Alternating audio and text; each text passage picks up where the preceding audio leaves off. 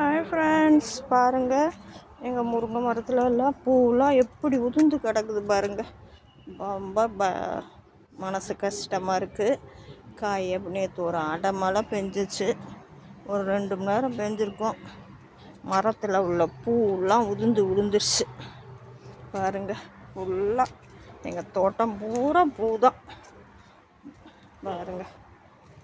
எப்படி இருக்குது பாருங்கள். இப்படி இருந்துச்சுன்னா எப்படி காய்க்கும், காய் பிடிக்கும்? எல்லாம் பூ விழுந்துருச்சு, ஒரு பூ விடலை. மழை பெஞ்சிச்சுன்னு தான் பேச்சு, பூ பூரா விழுந்துருச்சு.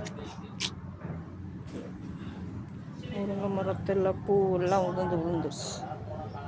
பூரா தோட்டம் பூரா பூ தான் இருக்குது.